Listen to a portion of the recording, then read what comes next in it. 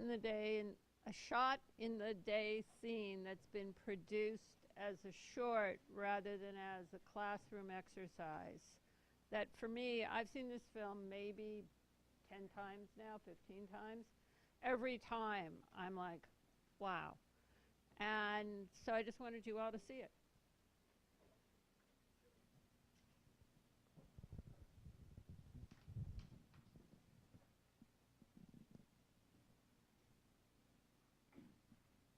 Tonight has been so much fun. In fact, it has been really incredible, but that is the end of my time. Thank you so much. You guys have been cool, and I've been Whoopi Goldberg with my very own sister act. Oh, you like that one? Awesome. All right, folks. Well, he's been gone a while, doing his own Chuck Barris-style contract killing jobs abroad, I think. But we're so glad to have him back. So let's hear it for Kyle Williams, everyone. Kyle? Kyle?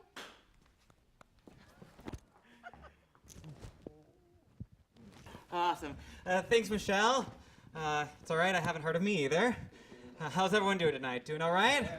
Awesome. You know, isn't it weird how comedians always start like that? How's everyone doing? Like, there's going to be someone in the back going, well, actually. And the crowd, you guys, you never ask back. I mean, Kyle, how are you, man? Kyle, how are you, man? There it is. You know, I'm doing all right, man. Well, sort of. It's been a rough couple of months. But we're not here for that, right? We're here for comedy, right? So let's get this ball rolling, shall we? Let's give it a whirl. All right. So I'm trying to quit smoking. And, right, thanks. And you know those people who have those, like, wild, crazy dreams? I'm not that guy at all. I keep having this dream where someone catches me smoking. But my husband, he always my husband always had, sorry. I really hope this isn't too part of the rough couple of months. My husband always had, shit.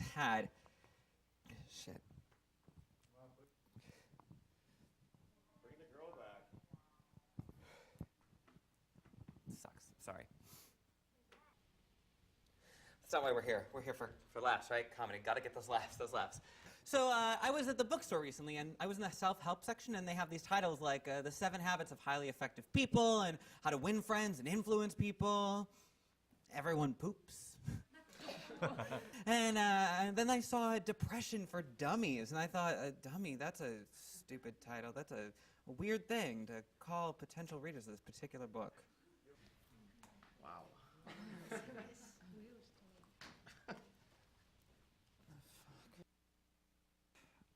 Show of hands.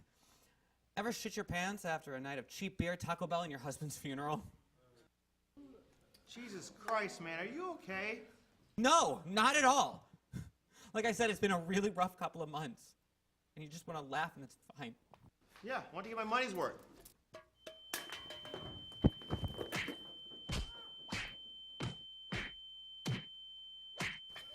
You're not Yes, funny. I am. No, Get you're off not. me. No. Go back to the bookstore and get a book on I'm jokes. fine. I got it. All right, yes, Calm dork. down. All right. Shut up. All right. Hey, Yeah, well, man. What the fuck? You're the funny comedian. Get out of get here. out of here. Yeah, make me laugh. Make me Think it's cry. all right? Are you good? Whatever. Are you all right? Right, I probably shouldn't have hit him anyway. Stupid.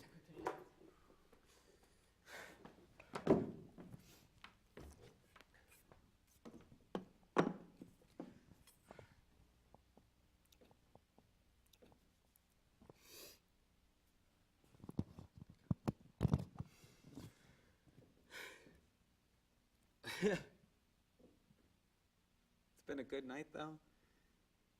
Not for comedy, for science. We've proven Murphy's Law. You know, Murphy's Law, it says whatever can go wrong will go wrong. So that happened.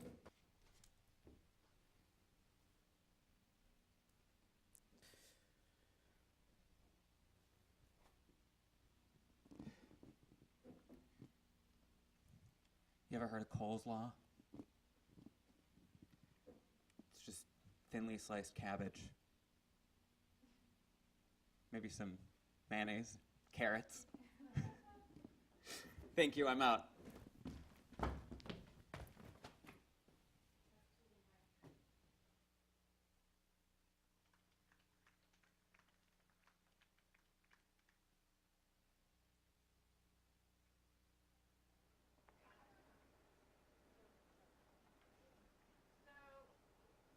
What's remarkable about this for me is how the shot choices and the performance made the film. And it's really, really, really hard to direct one person on stage and to get an honest performance. How many of you felt for him? Nobody felt for him. Yeah. That's good directing. It doesn't have to be flat, although there's a lot of interesting shots here. But the fact you emotionally connect with this guy and you really feel it, that's all you need to do as a director, in my opinion. And part of that feeling came from the shots, obviously. But you say something as the directing guru. Well, no, I think it's very well directed. I mean, I'm glad you mentioned that the punches, the off-screen punches, are temp, because that's one of the things we talked about. That when I looked at Liv's cut, I was kind of like, this is the one moment that needs editorial help, which is the fight. And the question was, why did you shoot it that way? In other words, and it's funny because we're going to talk about stunts today, and so the fight happens off camera. So my question to Liv was, why did you stage it that way? Why did you stage it that way? Well, first of all, because of money. First of all, because of money, because I couldn't afford hire a stunt coordinator. How much was set. would it have been for a stunt coordinator for one day? $1,000, right? Yeah, that's a lot over my budget. Right. Yeah. Well, so in your mind, what was the fight? I mean, what were the images of the fight that would have required a stunt coordinator? well, Was it like picking some? punching, people falling off on the ground, Mhm. and pushing, basically all physical contact, Mhm. and that could result into something bad on set. So that's why we need a stunt coordinator Mhm. on set to protect that our actors are all safe and Mhm. Sure. yeah. So then the idea that you wanted to avoid a dangerous fight scene that would have taken time and money that you didn't have, you decided to make a creative decision, which is hold on the microphone and then hear the fight off Yeah. screen and then come back to it in the aftermath, right? Yeah. So that makes the sounds that you hear during that moment, the sound design, even more important, and because you're asking the audience to go there and believe that this is because they don't give a shit whether you had $1,000 or not. They don't care that you couldn't afford a stunt coordinator. All they care about is whether this moment is working or it feels like a cheat. So I think ultimately, at the end of the day, directing the sound of that and creating the sound is almost as important as anything else, because what you'll have is this complete believability that the bottom drops out of all of a sudden at this one key moment. So in a way, it's almost like directing a radio play. How can I get the sounds? And that's something that I would actually study. Like there's movie fighting, and then there's like the sounds of a real fight.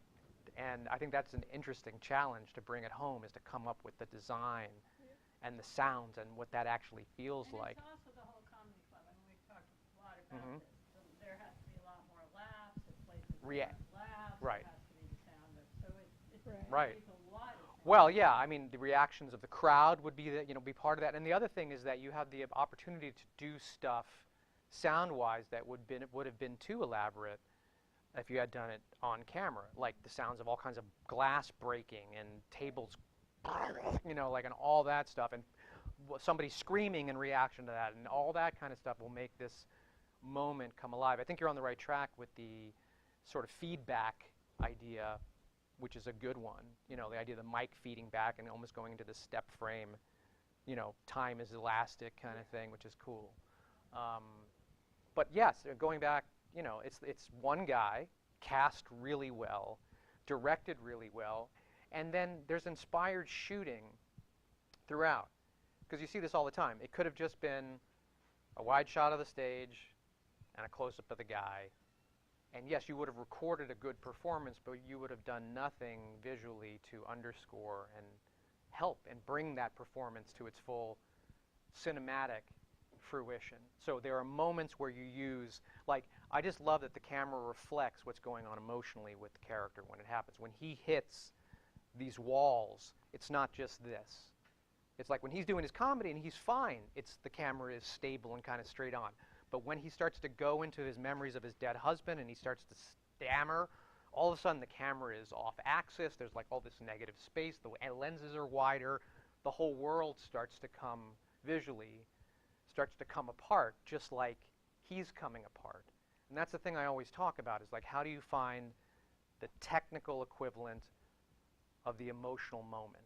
Because when you think about it, it's just like I've said this before, everything in cinema to make movies, except for the actor, is this cold mechanical thing. Lenses are cold, dollies, cameras, it's just, there's no emotion in them. It's only how you utilize it. So finding that technical choice that matches what's going on emotionally is in many ways the key to visual directing. And when you do it right, it never gets in the way. It doesn't feel like, oh, that's a cool shot. Nobody watches this and goes, that's a cool shot. They just feel the moment more. So I think it's a really subtle and mature piece of directing. Can I just sort of say one more thing before I walk out of here? So one thing that happened in the world of Stuff Happens is Mario got a call that morning on set that his grandmother was dying in Chicago. Not like dying eventually, like dying now Yeah. in Chicago. And Liv directed this guy all day, who was constantly being texted by his family, because I walked on set a couple times, and yet somehow was able to. And so how did you do that? How did you keep that performance going? Well, at a certain point, because he was performing on stage and he didn't really say anything at the first place, and then suddenly when he did a take and he almost burst into tears, and I was like, well, that's not quite right for that moment. So I approached to him. I was like, so are you okay? What's happening right now? And he was like, oh, I shouldn't say this, but he told me what happened. And then I was like, okay, so, oh my God, I gave him a hug, and because I really can reflect to that kind of moment. And so I told him, if you want to take a minute, you can step outside. So I gave him 30 minutes to step outside for phone calls and texts, whatever he needs to do at the moment. So he took a break and then came back, and all back together. And then we continued the shoot. And I constantly asked him, are you okay? What's going on? Do you need a minute? And he was all fine after the break. You know, a director handling that in another way would have had a director handling, oh my God, what are you going to do? Blah, blah, blah, would have lost their actor. They would have left. So her being calm and giving him the space and not pushing him. But it's not what she did, it's that she didn't panic, and that she handled it in a way that fed her actor. And that's, you know, stuff happens all the time. Now, the other thing I want to talk about is Liv came over on Saturday with a different cut. And she had put in a whole bunch of shots that were really nice shots. I mean, really, they're nice shots. But they totally pulled you out of the film. And I thought, wait, has her DP seen the cut or something? And we looked at it, and she had a reason for it, and we discussed it, and now they're all gone. And how do you feel about them being gone? I felt the whole scene without those cool shots definitely more intimate with the audience, and you're always in there. And because I definitely agree that pulse, because that was bird view shots with really wide lens up on the corner of the stage and shooting the whole scene. And originally, I was gonna put him on the one side of the frame and put the audience on the other side of the frame, and to have that kind of battle and unleveled battle feel. But when we see the cut, it just doesn't really gave me the feeling that I designed when I before the shoot. And then we talk about this, and after I put it out, I definitely feel it's way much better.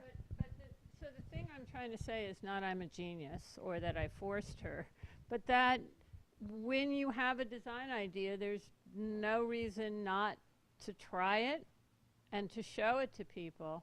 But then you have to decide, and she decided on her own. Liv's graduated, I can't fail her. She passed final whatever. There was no pressure. We had a conversation, and she decided. You look at the great shot that you thought was going to be fabulous, that even in and of itself, it is a cool shot. I mean, I like the shot.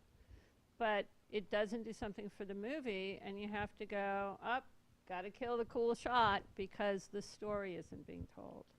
So, first of all, I want to applaud her maturity for doing that, but also to say, she really thought out that shot. That wasn't like a found shot or something else. It had a whole philosophy, but she had the maturity to look at the film and go, it's not telling my story as well as something else I had done. So that's really important too, and especially for those of you shooting big movies, because there's going to be some stuff you've designed that just isn't going to be what you thought it was when you designed it. And you have to look at the movie when the movie, what is it? The movie you think about in pre-production, the movie you shoot, and then the movie you made. And you have to let that movie move along and become something in every stage, because all those movies are different movies. Mm-hmm. That's true. No, I have a mic, I think. So anyone who's shooting Good job. their thesis film Pool and Not for Comedy, Oh, yes. their auditions are going on right now in room 213 until 7:30. So if you want to head on over, you can. And for the assessment scene shooting next week, you can go over. And if you're shooting in 2 weeks, you can also go over or know that next week there is also auditions for assessment scenes for the following week. All right? Oh, that's all right. I have a mic. You can drop it.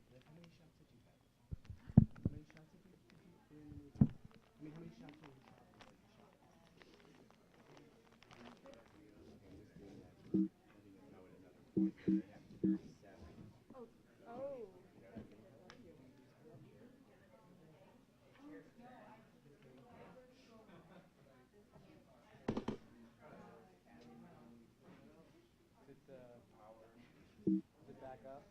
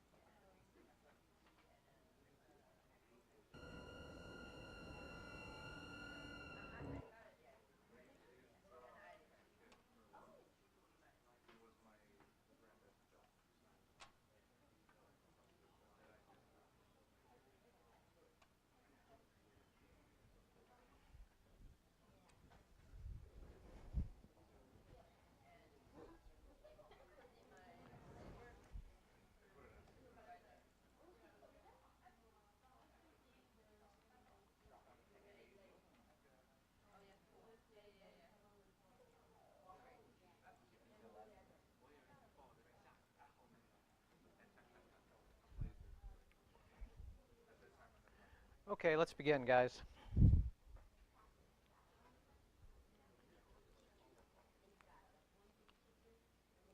Guys.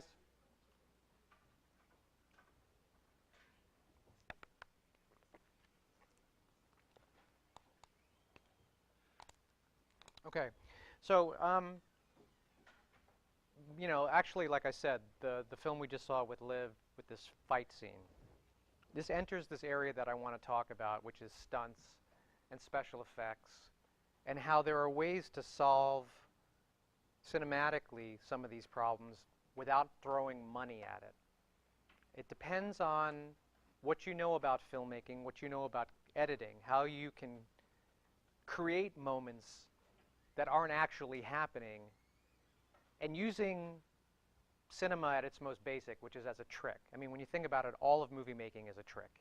Everything about it is a magic trick. There's a reason why Orson Welles, arguably, you know, one of our greatest filmmakers, it was a magician. It's the whole process of, or Méliès, exactly. If you've seen Hugo and you know about Georges Méliès, it's the same idea.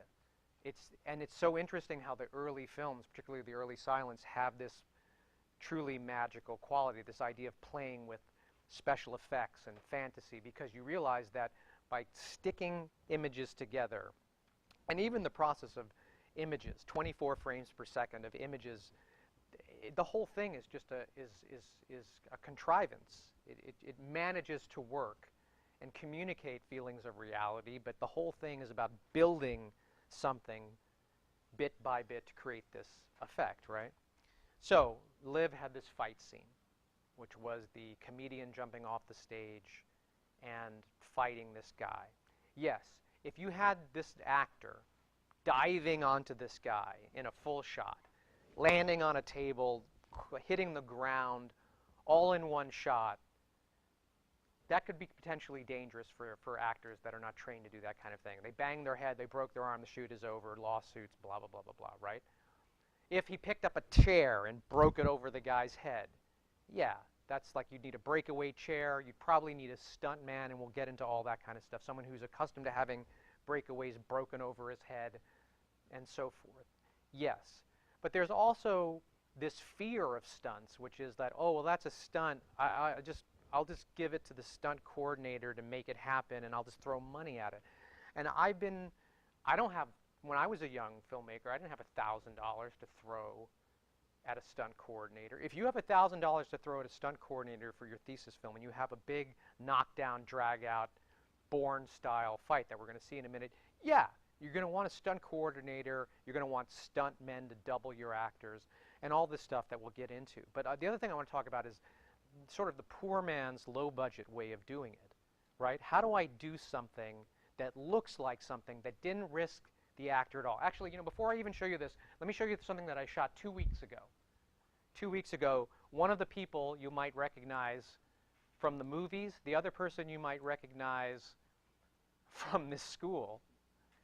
And where is it? What did I just do? Here it is. Okay. So this is effectively the teaser.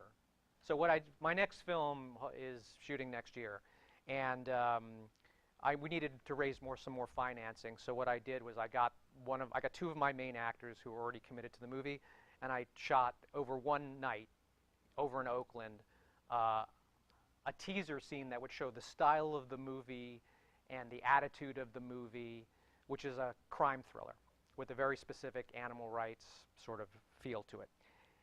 It's not even a scene from the movie. I wrote a special scene that would just sort of communicate what I was trying to do, right?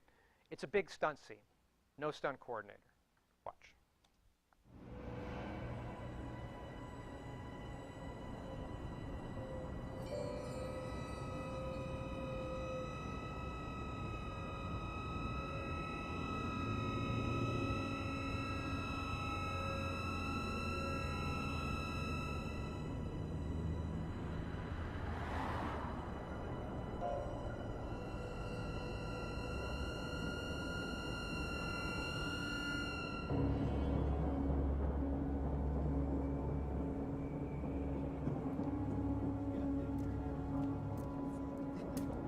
I know he considered it.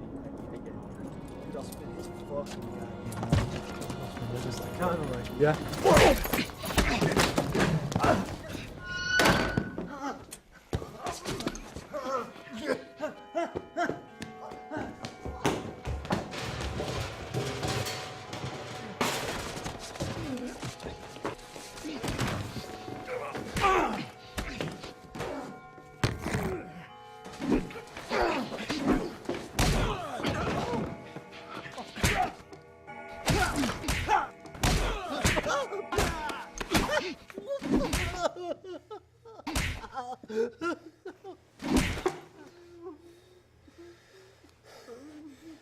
Stop hurting animals.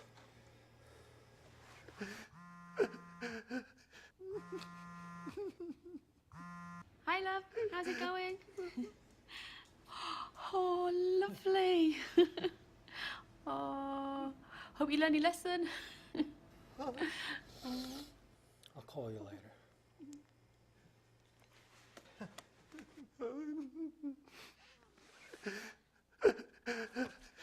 I'm sorry.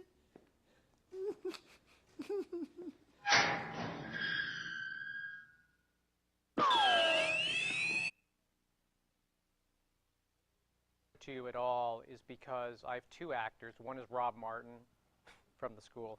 The other is Kevin Corrigan, who you might have seen in Pineapple Express and Superbad and The Departed. This is Lucy Davis, who's in Shaun of the Dead and is in the new Chilling Adventures of Sabrina and The Office. Anyway, they're the main actors in the movie, but the bulk of the scene is all this punching and fighting and all this stuff that starts with this first punch. Just kind of like, yeah. I would argue this shot, which is similar to a shot that I do many times, boom, right? I don't know why the sound just dropped out there. Now, there's absolutely no danger to the actor in a shot like this, even though it looks like it's dangerous. Why? How do you do that? Yes, very good. So the first thing you're doing is using optics. So why a long lens over a wide lens? Hang on a second. You know. Compression. It compresses space, right? So a wide lens actually exaggerates space. That's why they use wide lens to take real estate pictures when you're going to rent an apartment and you look at the photo and it looks like you're huge and you walk in and you're like, oh, this is shit, right? So a wide lens exaggerates space, elongates space. That's why you can make a small set look huge. If you've ever seen Terry Gilliam's great film Brazil, which has these enormous sort of dystopian Orwellian sets that seem to go on forever, when I actually saw behind-the-scenes photos and I looked at the actual sets, they're not like much bigger than this room, but they are shot with like 9mm, like exaggerated wide lenses. Conversely, a long lens, as Usman pointed out, collapses space. So the point is that if I'm going to punch you, here, stand up for 1 second. If I'm going to punch you, and this is how we did this shot, I had this actor, and you're Rob, do this. Do this. No, I do this. You basically turn your head in time. Right. Now, when you look at it this way, it looks ridiculous, right? First of all, you wouldn't shoot it in a profile. That's the first thing. Why? Why don't you shoot it in a profile? Because you can see the miss. And by the way, you want to see the worst miss in history? It's in one of the greatest movies of all time. There's the biggest miss in The Godfather. Watch The Godfather. There's a scene where James Caan's Sonny goes to beat up Carlo, which is the guy that beat up his sister. And he fights him in the street, and he's like throws him into some garbage cans. And there's a profile shot where James Caan does one of these, and it's like 2 miles away. You know, it's like it's amazing. Now, same distance without, let's just clock this way. Always already better, and that's not even with a long lens. So the long lens compresses us. In a wide lens, it would look like he was smaller and I was bigger, just like if you did it with your iPhone. But on a longer lens, it brings us onto the same plane so that when I throw the punch, it looks like. So punches, thank you very much for the answers, punches are easy. And so I knew right away with this movie, with this scene, that I could not afford a stunt coordinator. I couldn't do many falls. Like, I knew the next moment needed to be Rob landing, right? I mean, he gets hit, he falls over. In this shot, all he did was this.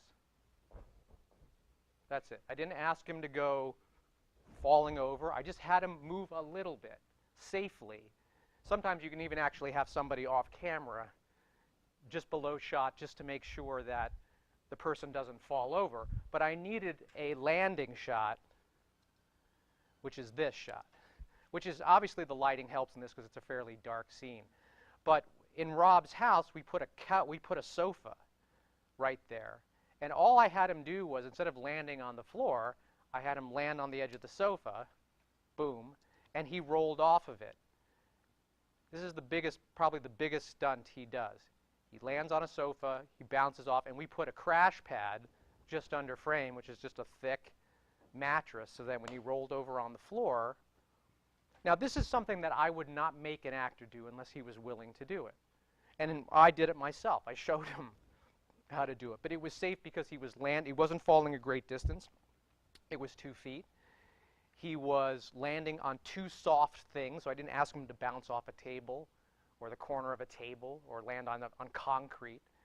But it did the job. It got him down to the ground. And then effectively the rest of the scene is just running for this part, running, running, running. That's nothing. That's not a stunt. You can run. That's safe if you can do it. He starts to go up the stairs. I have one bit now where he grabs him. But notice where I cut. It's like all I did was I said to Kevin Corrigan, when you get up behind him, I just want you to put your hands on his shoulders. I don't want you to pull him back. I don't want you to fall back. I want you to take 2 steps and go slam. Because I knew editorially that was my cut point. Boom. And then all I did was for this section, a little, let's see, 1, 2, 3, 4, 5, 6, 7, 8, 9, 10, 11, 12, 13, 14, 15, 16, 17, 18, 19, 20, 21, 22, 23, 20, not even a second. 23 seconds of just him pulling back.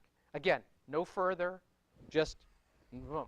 In other words, what happens here is that I was using my understanding of editing and how it would be cut together to do something that allowed me to do it safely without risking the actors.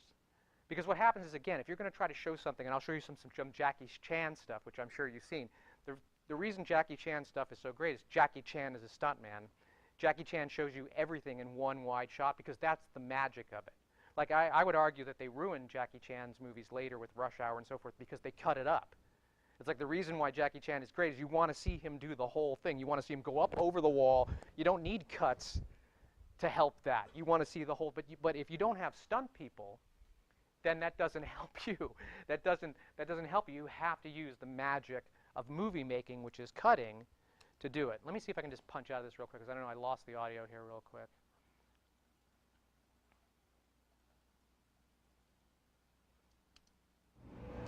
Yeah, so the other thing that's really important is to take into account that this is not a silent movie, and that sound effects play a huge role in impact. Yeah. Not just the but also the reaction of him going, ugh.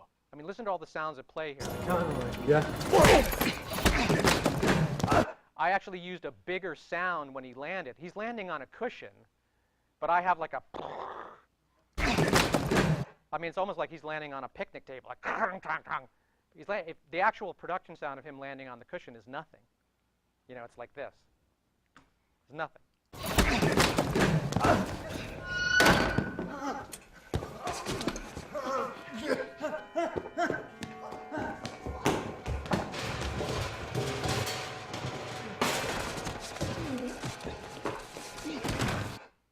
So like this shot.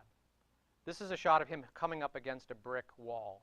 So I would not ask the actor to slam his body full speed into a brick wall. But I would ask the actor to go in 2 feet. I would ask the actor, you know, I said, is this cool? Let's try this out here. Can you do this? Action. Oh, is that okay? Does that hurt too much? You want me to put a pad back there? Rob's like, no, let me try it. Ready? Do you do it? Ready? Action. Ugh. Now, when you set up a shot on a tripod like this, that is what I'm getting at is that I have the camera help him.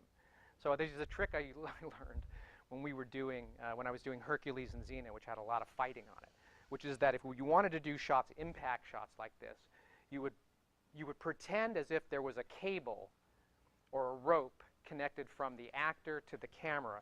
The idea being that the camera will react to the effect. In other words, if you just do it like a rock and let them come in and do all the action themselves, that doesn't help the energy of it, particularly if you're not going to do it very fast because you don't want to hurt the actor. But if you pan them in, just a little bit of a pan, action, and then rather than even sticking the landing, doing a jolt with the camera, like that. You'll notice that in this shot, the camera moves when he hits the wall because the actor couldn't hit it hard enough to be safe. See that? See how the camera jolts when it hits the wall? There's no reason for that. Notice the camera movement?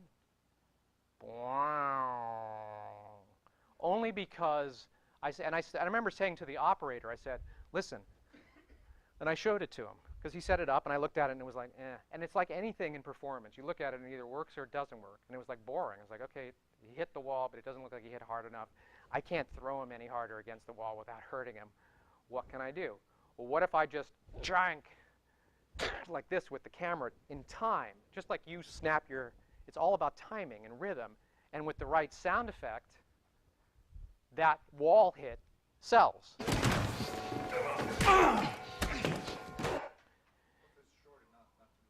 That's right, and that's the thing. It's like when you think about montage, and we're going to look at this clip from the Bourne Ultimatum, which is the definition, even though that was heavily choreographed, when it was actually broken down into these half-second bits, you realize that you can actually build a combat sequence safely if you think about it editorially. And a couple more moments here. So this bat is actually our bat from, we have like a foam bat downstairs in 106 that you guys can use for any bat movies you want to make. I actually, in my house at home, I took a piece of wood and with my iPhone just recorded actual wood against the floor because a foam bat doesn't make any sound. And then we did some really big near misses. You know, it's a foam bat, so even if it hit him, it wouldn't hurt. But we definitely choreographed that to make sure that just as Rob went back, Kevin went down, and we did one swing at a time. Basically, this is the same swing. We only did one swing, and I just cut it together with 3 different angles that I used. Again, sound effect. I have like a whoosh sound effect. You hear that? I mean, here you can kind of see Kevin's way down. Again, another forced perspective punch. And even here, if you notice, like I needed Rob to fall on the ground. Notice where I come into this. He's just rolling. Like I don't even see, I held on this shot long enough. He exits frame. All Rob did was just stagger out of frame. He didn't fall. It's kind of a jump cut, and in this shot, by the time you look at it, he's already on the ground. He's just rolling into it. These are all big misses. Kevin is punching to the right, so basically he's punching in front of his head with just sound effects.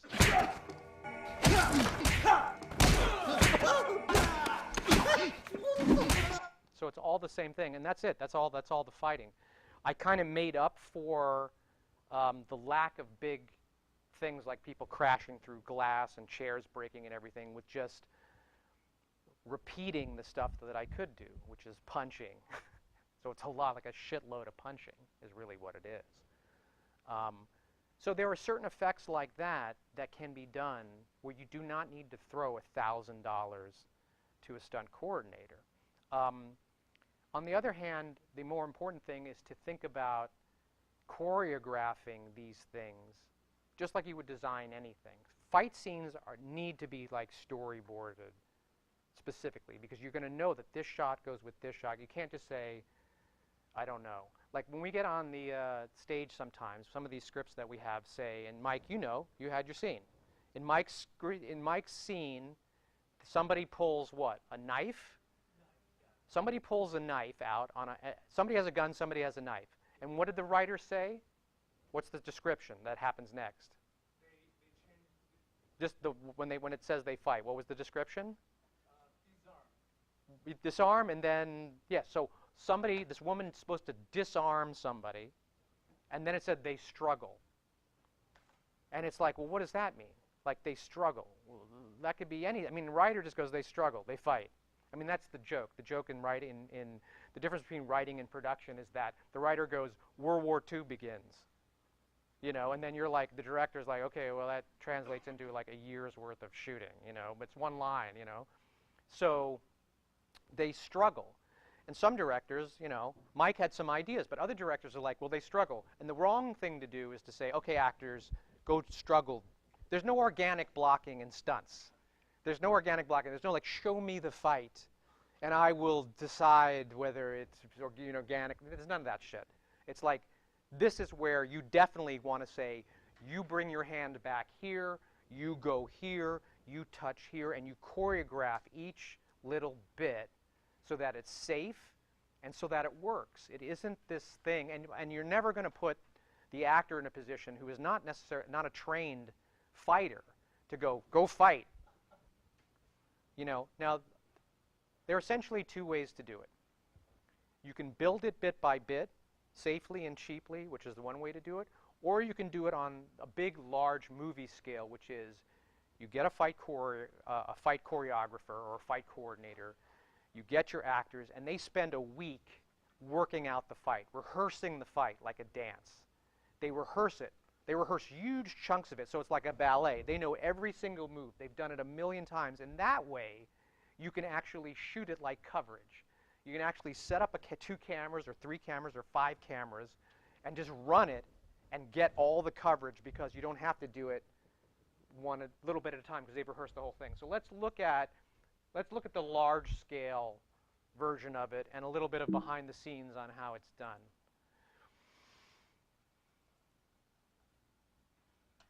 This is one of my favorite fight scenes. In fact, I stole a lot of the sound effects. When I had to do this many punches in this teaser, I was like, well, I could go into my sound effects library and pull. But I realized that in this fight scene, they shot it dry, meaning there's no music. So I was able to section like all the best grunts and kicks and punches from this. You'll notice, you'll recognize it.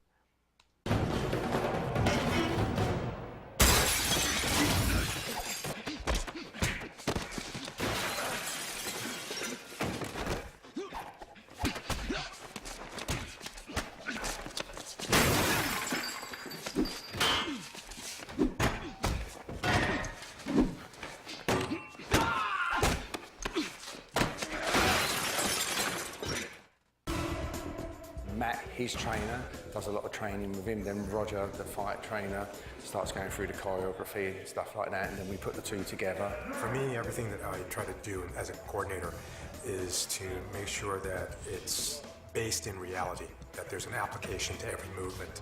And what I did was basically utilize the bare knuckle boxing research that I've done, looking at YouTube and working with friends that have been doing it on their own. Fight choreography is really like dancing. It really is. You have 2 people and they have to be doing, it's not a real fight, so they have to know exactly what the other person's doing to kind of sell every single move. And so you have to be completely in coordination. Let's go! So that obviously, there's 2 different movies. That this behind the scenes is actually from the last Bourne movie, which was Jason Bourne. But I think what's interesting is, did you notice that at times at times in any fight, there's going to be stuff that the actor does. Obviously, if you're going to have frontal stuff of Matt Damon where you want to see his face, you're going to want to get him to do as much of that stuff. But stuff that's really super dangerous, or stuff where like the 2 of us are going to be crashing through something and you're on his back, that's the kind of stuff where you could put a stuntman in. And you'll notice even in this, there's Damon. Choreography is really like dancing. It really is. But this guy is the double. You have, and you can, 2 people. And you can see that he fits his physicality. His hair is cut the right way. He's wearing the same clothes. But when you look at him, there's no way it's not Matt Damon. Have to be doing. It's not a real. So you can even see between these cuts, how it can work with both. And generally, that's what happens when you're dealing with a big budget picture, or if you have the $1,000 to spend. And by the way, the $1,000 only buys you the fight choreographer, which is the guy that does all the heavy lifting and says, I'm going to show you a bunch of moves. And generally what happens is that way the director can come in and look at what the fight choreographer has designed, and the fight choreographer will go, here, let me show you something. And you'll see a whole bunch of moves, and you can kind of cherry pick and go, yeah, I like those 3 things. Let's not do that thing. So you don't have to make it up yourself. But it's the way it's done. Some of it is with the actors, some of it was with a stunt man, and what will happen is the fight choreographer will usually be able to get you the stunt person to double your actor for the dangerous stuff. But guess what? That comes at a price tag too. Now you got to pay the stunt man. You know? So I kind of learned how to do this when I was first starting out.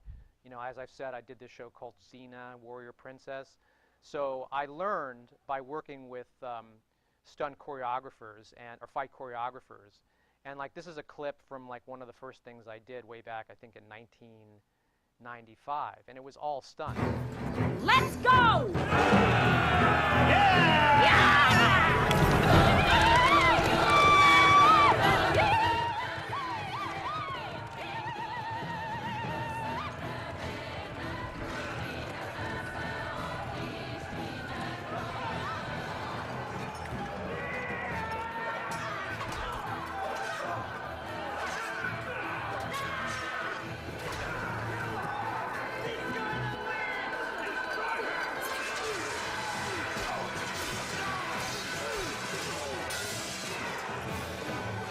But even a scene like this is all sort of misses. I mean, a lot of these moments, even in her fight stuff, are the same kind of punches I was just talking about.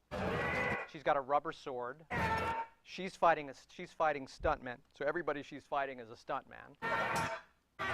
So the rubber swords are not dangerous because they're rubber, but sound effects have to be put in, so you get a big ching.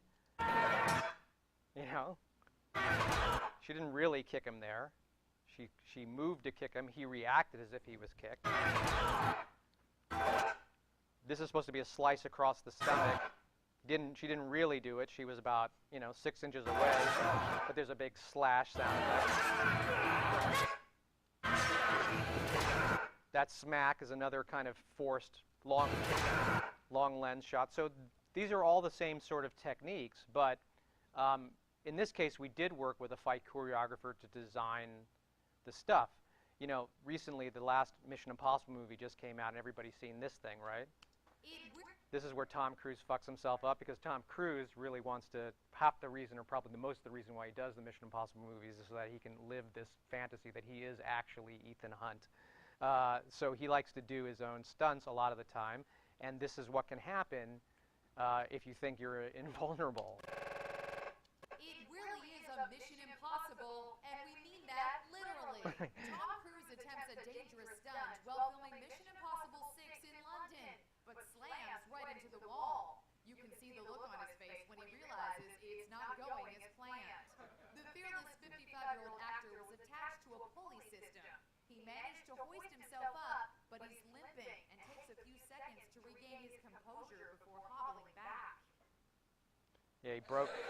This is a moment they discussed, funny enough, on the last Blade Runner movie, Blade Runner 2049. This is like oddly, and again, it's talking about safety. It's talking about safety that even with real planning, you can still get hurt. There's a still. I think this is the actual moment when you punched Brian for real.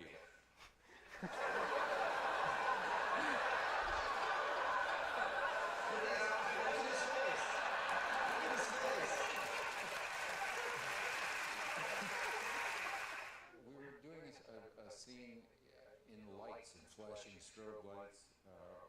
He's walking backward. I was walking forward. The camera was handheld. You know, you have to make the punch look like it's intended. Yes. But I hit him. Yeah. So that can happen too. So there's always this. The mistake to make is to think that anybody can do it, that they're going to make it up themselves, and that it's going to be easy. I think, some of this stuff, which is all the outtakes usually at the end of, I think this is Super Cop. The outtakes for this are incredible because you really understand what real stunt people go through and the dangers of doing actual stunts even when you're trained. You know, Michelle Yeoh, look at this motorcycle gag. It is so, it's amazing that they weren't killed on these movies, because watch this stuff. He said, here comes the big boss. Let's get it on. We took the power and made a stand. Started swinging with our hands. I saw the motion made me skip. Now we're into a brand new trick. Oh.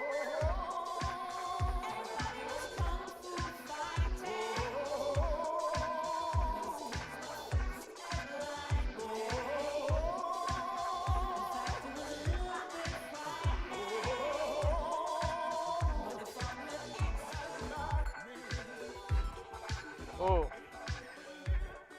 like he's fucked up here. I mean, he's like.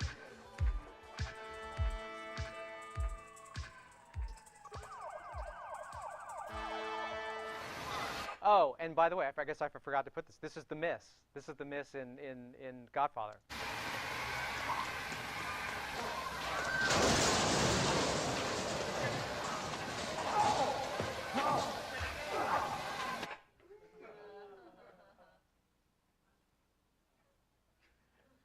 It's amazing. It's almost like the balls to leave it in.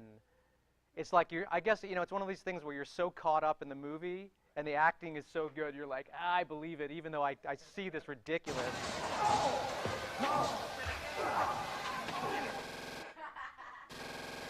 Look at that. Not even close, but that is safe. And that is the situation where you've got two actors safely doing a punch scene. But if the camera had just come over here, it would have been that much better, right? All right, so there are some very basic ideas that you can think about when moving forward. What we should probably do is post this for you guys, which is something to think about, some ground rules about, and I think these are interesting ideas. What is a stunt? Anything an actor cannot do and act at the same time is one of the ideas. So like driving?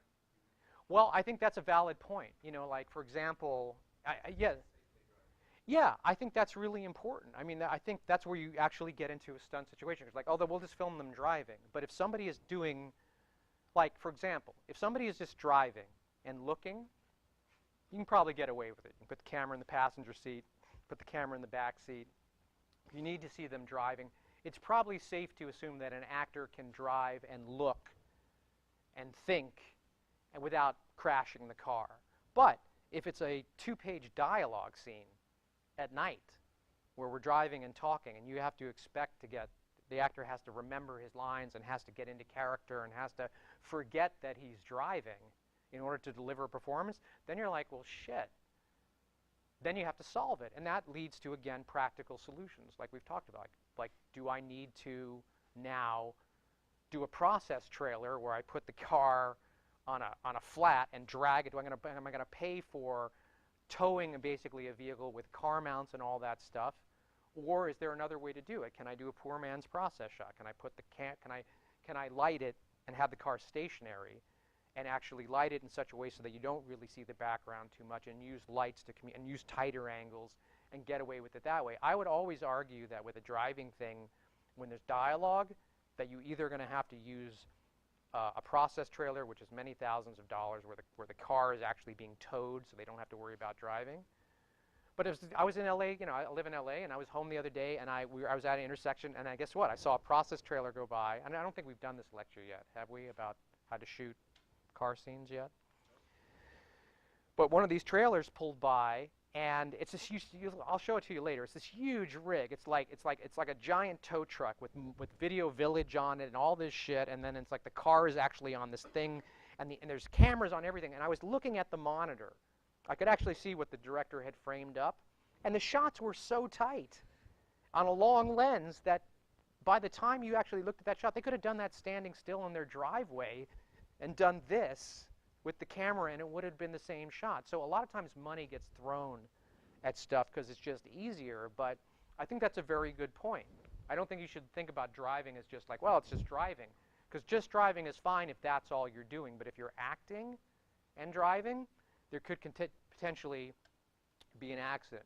When do you need a stunt double? Anytime the action can put your actor in any physical danger. Anytime your actor is not comfortable performing an action, don't assume, always ask. So that's why I say, like when I was dealing with Rob and like just him hitting the wall, whatever you do, even if it seems like, oh, that's so safe, it won't, ask the actor, you know, are you cool with that? Let's try it. And usually when we do something, we do what we call a half-speed rehearsal, which is, don't just do it full-blown, because that, let's go through it. You know, let's go through it. I'm going to go like this. And we did that with you, Mike, like with disarming, right? You had this idea where this guy had a gun on a woman, the woman had a knife, and she had to get the gun away from him. And what did we do? What was the choreography?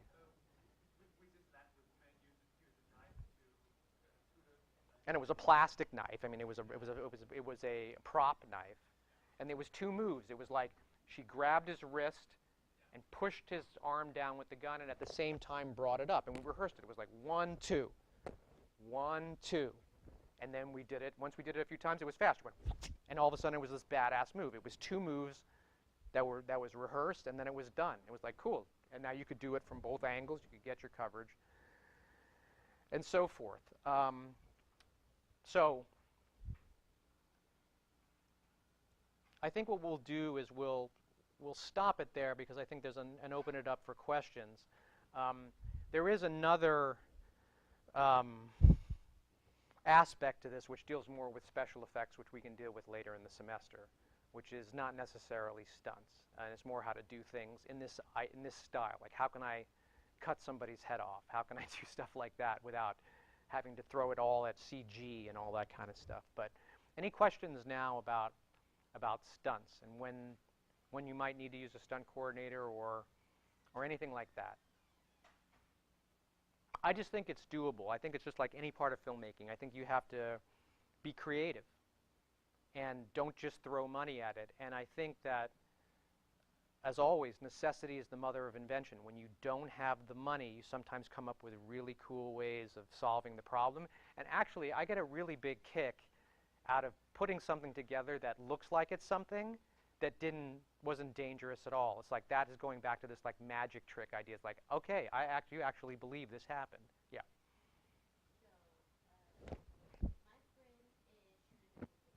Yeah. So my friend is shooting a music video, and he is doing a party scene. Do you know what a mosh pit is? Sure. Mm-hmm.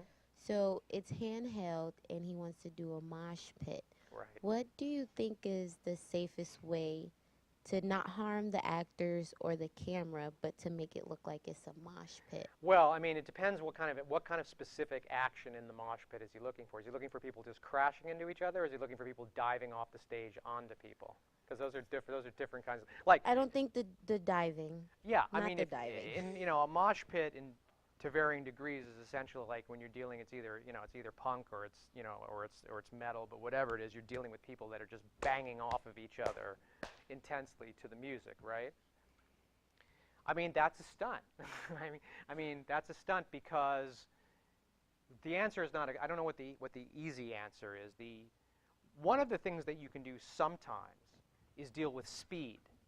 Like, for example, if I needed a really fast crash, and I did this actually a few times in the piece, and you didn't notice, where I like accelerated the speed of a punch or a movement by, like, in Premiere I would go up to change the speed of the clip, and I made it like 140% or 100, so I added an extra amount of speed. So what you could conceivably do is have the mosh pit scenes where people are banging into each other, doing it at like half speed, and so that they're not really hitting each other that fast, but they are making contact, and then speeding it up in post. And that's something that you would have to experiment with, and that's like really easy. Like, you could actually just shoot 2 people safely like banging into each other at a slow speed, and then see if speeding it up to 200%, and you'll have to find that sweet spot where it doesn't look like like an old silent movie where everybody's doing that, but you can actually use speed to do that. Otherwise, I think it's difficult to do, because it's body contact. That's really what it is. It's body contact. And you could possibly do like the punch idea, but you'd have to line up like a lot of different shots where people are coming at each other, but not really doing it. So possibly it's dealing with speed, having them do it in a safe, actually making contact slower and then speeding it up later, or it's about finding those long lens angles where you can actually have them mime bashing into each other, but don't actually see the contact. That's my thinking. But again, that would have to be, you know, choreographed just like anything else. You'd have to design like, I think the hard shot is a big, giant, wide. The classic mosh pit that when you think about it is a big, wide shot about like 50 people banging into each other, and that's where you get into trouble because you've got so many people doing physical action. How can you make sure that all of those people are not going to hurt themselves? You know what I mean? That's where the danger comes in. You almost have to break it down into how can I see it in just a lot of cuts of little bits is probably the best way to do it. Yeah. Yeah, John Woo's movie, yeah. Towards the end, they're chasing each other in speedboats. Mm-hmm. There are some shots where it's clear that it's them on the boat. Right. Oh. Face Off, final boat chase. Yeah, it's clear that it's them in it's some actually shots, them, yeah. and it's not green screen because Right. it's wide enough. Right. How does that work, especially if they don't have a sailing license or whatever it's called? Well, generally in those cases, like there are instances where a vehicle, whether it's a boat or a car, is actually being operated by a stunt driver, and they're just miming it. So, like for example, remotely? No, not remotely, internally. Like for example, something like they actually have picture cars where the driver is actually essentially where the engine is under the car with his own set of steering and basically a periscope, the ability to drive, and so that the actor, so the car is actually moving. It's not being towed, but it's being safely driven by a stunt person who knows how to pilot the vehicle, and all the actor has to do is pretend to be. But in that case, there is an element of danger because it is an actual moving vehicle. They are actually doing that.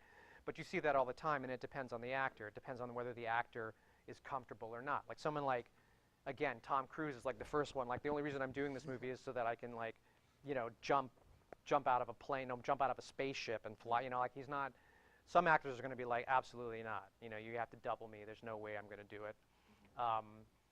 Now with CGI technology, sometimes you can just use mapping, you know, where essentially you have a stuntman doing the gag, and then they basically you know, basically mat the actor's face as a plate over the, and that's done often too. But it wasn't done in Face Off. That was too long ago. Yeah, that's like 90s. Yeah. So in the case of that film, for example, is it more like do you pay the actor more if they're in danger to do a scene where they not necessarily. I mean that's where you really get into the whole agent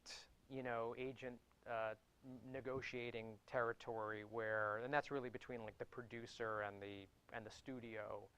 And if an actor knows that they're going to be in a particular sequence that may be remotely dangerous, that's something where their agent will go, hey, by the way, you're going to have to pay us more, you know. But it's dependent upon the actor. It's dependent on the individual. It's not like a set. Okay. It's a set thing.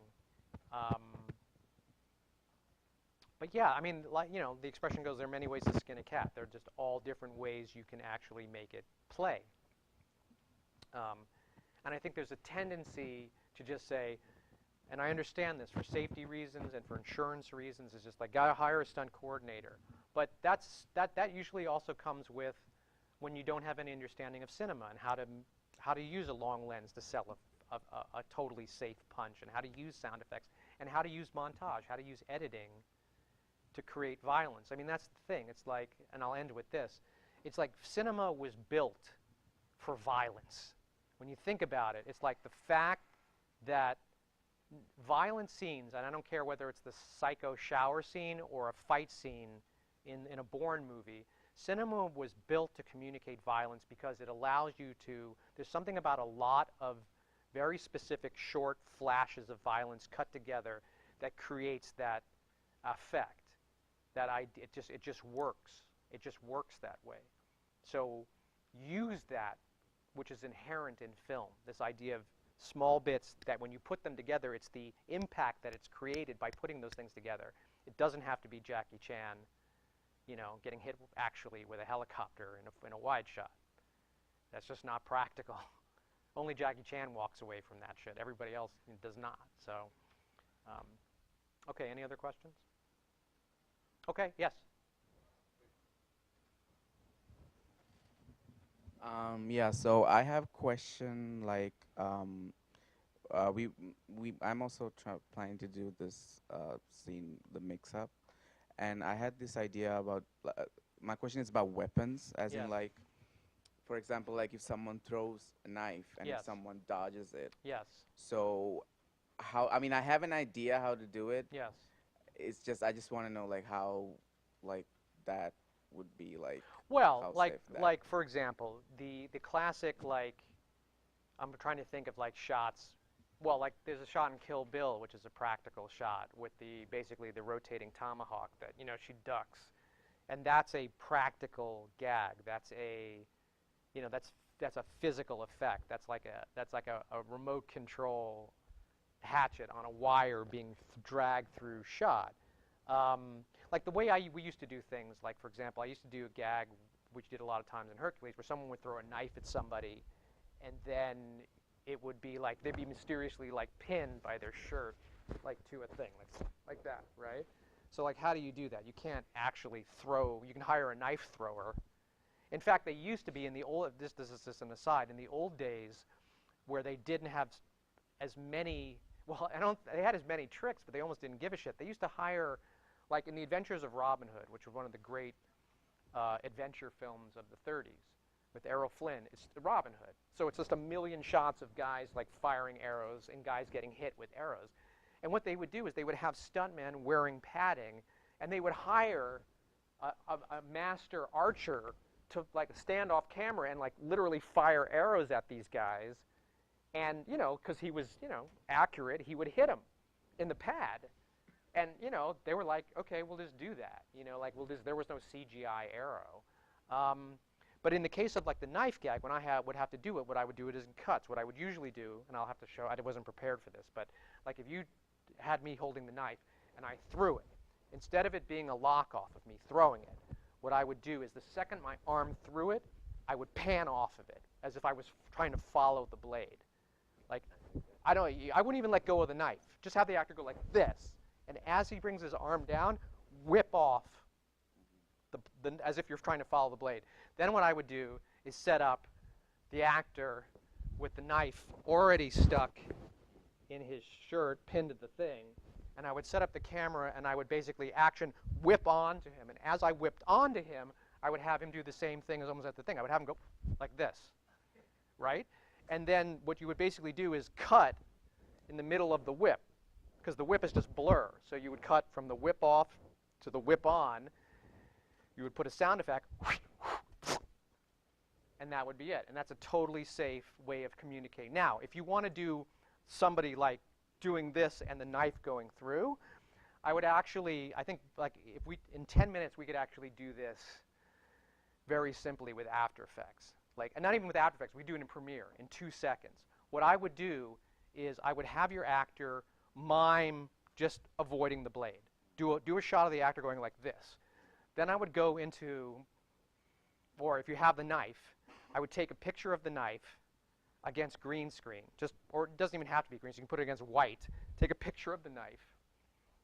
And then what I would do is essentially in Premiere, and I'll show you how to do this, composite it on top of the image, and then just speed it through the shot. Basically position it, scale it in, and have it whip through the shot, which you can do as just a two-dimensional animation.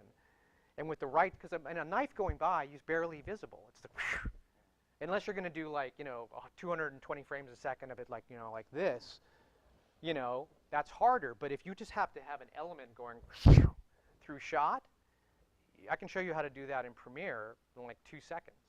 Because again, that's like, how long do you think that shot is? A second? So rather than trying to get a rubber knife, I mean, you could do that. You could force the perspective. You could do the same thing as the punch. You could have the person standing here. You could have the knife with a rubber knife, your camera, the person is standing here. Actually, do me a favor, stand up again. Say you're supposed to duck the knife. So you be here. Ordinarily, I would throw the knife and he would, what is he supposed to do? Just duck out of the way or something? Yeah. Right, so instead of him being on the same plane and throwing the knife and sticking him in the eye with the rubber knife, I would have the actor be here, your camera, use a long lens so that the planes look like they're aligned when really they're here, and I would just, No, and I would just, exactly, the knife looks like it's the same scale, and I would just throw it, and every time, you know, you have to do it as a series. You do it 10 times until just as it's passing here, he reacts, and you just do it over and over again until you, and that's basically how I did that bit in Xena where her chakra is hitting the guys in the head. We just had a rubber frisbee, and I just threw it through frame, and I had the guy go like this, and on the 7th take, it timed perfectly, and with the sound effect, that's the gag. So I think those are two ways of, but you can see, like, I get all kind of like geeky and like, yeah, cool, because I want to, it's like just doing it for real is less interesting, because I'm like into like the trick of it. It's like how can we solve this? How can we fool them into thinking this actually happened? As opposed to, yeah, I'm gonna, like the Robin Hood thing is just, you know, besides being dangerous and insane, it's just boring. Like, yeah, okay, fired an arrow at a dude. We did do an arrow gag once, which was really cool. I had to do a scene where Hercules was like almost hit with an arrow, and the arrow came right by his like ear and stuck in the wall. And the way we did it was, this is all pre-CGI, they took a monofilament line, like a fishing line. They stuck it where we wanted the arrow to land. We drilled a hole like in the tree where the arrow was supposed to land. We took the monofilament line, we dragged it over here and tied it to like a C-stand, and then they created a fake arrow, which was like a straw. So it went like this, the line went inside of it, and we fired the arrow, and it could never go anywhere but where it's intended, because the line is inside of it, and it just went right directly there. And that's how we used to do that kind of arrow gag. That worked too. But I think there's an easier way to do it. And we should, you know, when are you shooting this? Okay, so like, you know, in the next week or so, I mean, you know what I'm talking about, right? As a way of doing it? We actually talked about like different ways to do it. I mean, the only way to do it before you shoot is to test it. Yeah. Just play it with your phone, try it. You'd be Okay. surprised. You know, I usually do it that way. Yeah. Oh, sorry. I have another question. Like we were talking about, like, there's this effect that Zack Snyder uses, like especially in Watchmen, like he like slows down, Yeah. speeds up, slows down, speeds up. Right. So because like how effective do you think that is, as in like punches and stuff, like? Well, I think it's personal taste. I mean, slow motion in violence is you know, a tried and true technique. It's generally, though, a slow motion works well when you have an actual stunt that you can shoot. You know, in other words, like a slow motion miss doesn't give you anything. A slow motion shot of somebody flying through a plate glass window is great because there's a lot of interaction. So when there's actual contact, the slow motion effect is most effective because you want to be able to see everything in all of its detail. But when you're trying to camouflage something, when it's not actually happening as in a fake punch, I don't think there's any real value. What's really valuable in those Zack Snyder things is like when you actually see like a fist like crashing and like, you know, you want that. But that means that you need somebody actually making a connection with a stuntman's face or whatever. You want that actual contact. It's all personal taste, but I think that slow motion tends to be better when you actually have something you want to see, like when it's something that's actually happening as opposed to an illusion of something happening. Is my feeling. I would look at those shots and you'd probably see that those slow motion moments are happening when there's like a lot of actual physical interaction, as opposed to a miss. Another thing, like when we hire a stunt coordinator, Yes. like, so it's not like we can rehearse beforehand, right? It's like he just comes on the day of the shooting and. It depends. It depends on your schedule. Like if you can Okay. arrange it so that the stunt. I mean, ideally, what'll happen is if you have a particular stunt that you'll get together with the stunt coordinator and the actors before you shoot as a way of rehearsing. If you can't do that, then yes, it happens on the day, and the way to do it is to schedule it in such a way that you're not just like, come on, let's go do the stunt. Like if I have a stunt that's happening, what I'll try to do is shoot other stuff with other actors, if I can, while like in the first part of the day, so that the stuntman and the actor is working on the stunt, rehearsing, so that like maybe after lunch, they've had the first part of the day to work on it. But sometimes you don't have that choice. Sometimes you just have to do it and you have to work it out. And the thing is, you have to be safe first. You certainly can't rush fight choreography, which is why I always advise to try to get that rehearsal time. And the fight coordinator will know that too. They'll be like, look, we should probably get a couple hours this weekend before you shoot, just so we can get it going. There's a great moment in Lost in La Mancha, if you've ever seen the documentary about Terry Gilliam trying to make his Don Quixote movie, where everything goes wrong. Lost in La Mancha is like one of the absolute documentaries on filmmaking, because it shows you that even with all the planning in the world, the whole movie can fall apart. He's making a movie with Johnny Depp. He's shooting it. It's actually happening. And then the whole movie goes up in smoke. Everything that can possibly go wrong. And one of the things that I remember is there's a scene where there's this stunt, and they're about to set up the shot, and Terry Gilliam thought that the stunt coordinator had worked out all the fight choreography. And when they get there, you see him going, what the fuck? What is it? Nobody knows what they're doing. We can't shoot. And they're trying to explain to him, oh, no, the stunt coordinator was rehearsing with these extras about how to do it, but then all those extras had to go away, and these are new extras, so they don't know so they don't know what to do. And he's like, we're fucked. We're totally fucked, because these guys don't know what to do, and now we're going to have to spend 4 hours, and now I've got to, so you're always fighting the clock, and that's why planning it ahead of time is the best way to do it.